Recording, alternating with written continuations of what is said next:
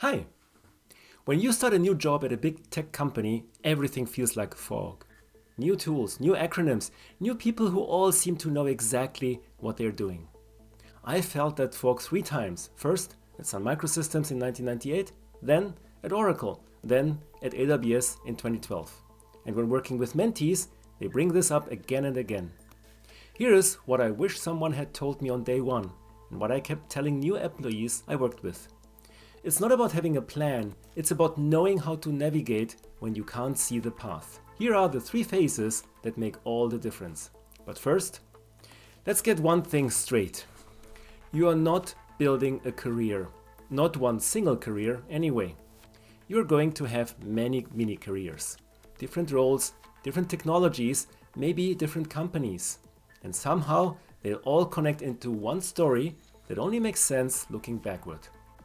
As Steve Jobs said, you can't connect the dots looking forward, you can only connect them looking backwards. That's actually liberating! You can now stop trying to plan the whole thing. Instead, just focus on navigating each chapter one by one. Think of it like ants searching for food. Most of the colony exploits what they have found. These are the productive ants. But some are always exploring, looking for the next food source. When the current one runs out, they are ready. These are the explorer ants.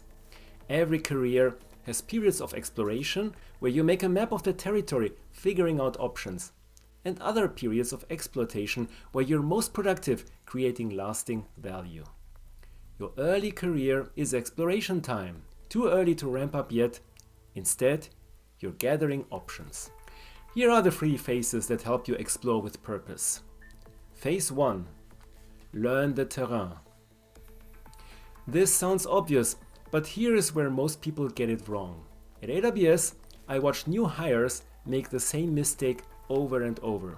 They'd finished their first week of orientation and immediately wanted to get in front of customers, prove their value, show they deserved to be there. The senior folks kept reminding them, slow down, take your time, enjoy the onboarding phase. Trust me, the busy times will come. And once they do, finding time to learn becomes much harder. Your first few months are a gift. You have permission to not know things. Use that permission. Learn the technology, of course, but also learn the culture, the unwritten rules, the history of the company, your department, why things are done a certain way. And I don't mean official training programs here. The best learning happens by doing, like pet projects. Pick something you haven't done before, something that's significant to you. Then build it, break it, figure it out. You'll learn more from one weekend project than from a month of slides. And remember, you have fresh eyes. You can see things that people who've been there for years have stopped noticing. That's not a weakness, it's an advantage. So make good use of your fresh eyes before they become too adjusted. Phase 2. Build your web. I'm not going to tell you to network. That word makes me cringe, and most people I know too. Networking often means going to events, collecting contacts like they were stamps and hoping something sticks. That's shallow, and people can smell it. What actually works is building a few deep relationships with people whose work you genuinely respect. Here's how you do it. First, research. Find great people, read their blog posts, watch their talks, study their work. Then, reach out with something specific. Not, hey, I'd love to pick your brain. Instead, I saw your talk on X and I'm curious about how you approached Y. Could I ask you a few questions? That's not networking, that's collaboration, showing genuine respect, and it opens doors. Here's a real example.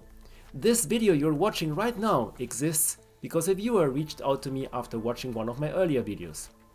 He didn't just connect, he asked specific honest questions about navigating a tech career.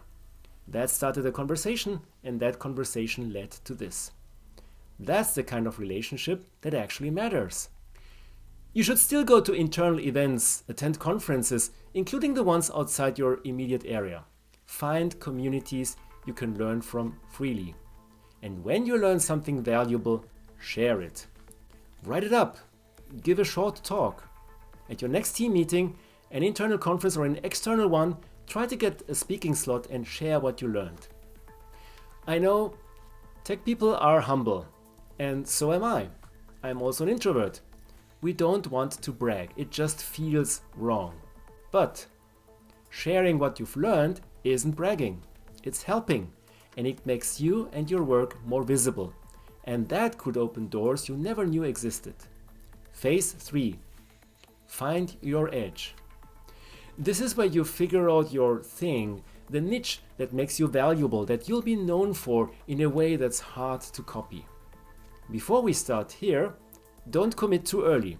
I've seen people get boxed into a niche by their colleagues. Oh, you're the Kubernetes person. And suddenly that's all they're allowed to be, even when they want to explore something else. Some of them had to change companies just to escape the label. Your niche should be yours. You decide. It's not an assignment. Here's a simple filtering scheme I used many times, unconsciously at first, and then more deliberate.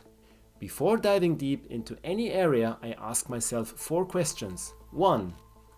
Does this genuinely excite me? Because when things get hard, and they will, excitement is what keeps you going. 2. Am I already good at something that gives me a head start? Leverage what you have. 3. Is this relevant? Are people talking about it? Will this open up opportunities? And 4. Does it create business value? Because at the end of the day, we all have to pay rent. If the budget doesn't flow, the project dies. You don't have to be world-class at one thing. You can become reasonably good at several things that combine into something unique. Scott Adams calls this a talent stack. A cloud architect who can also speak to executives, understands manufacturing, and has startup experience? That's not very common. That's a unique edge. Right now, I'm back in exploration mode myself. I'm posting videos on different topics, seeing what resonates, figuring out my niche for this new chapter. I don't know yet what it'll be, but I'm curious to find out. And that's the mindset that can help your career at any stage. Alright, here's your homework. Before you close this video, and please give me a like and a subscribe of course, write down 3 things. Number 1, 3 topics you want to explore in the next 6 months. Number 2, 3 internal events or meetups you'll attend this quarter. And number 3, 3 skills you already have that most of your colleagues don't. That last list can be the beginning of your edge.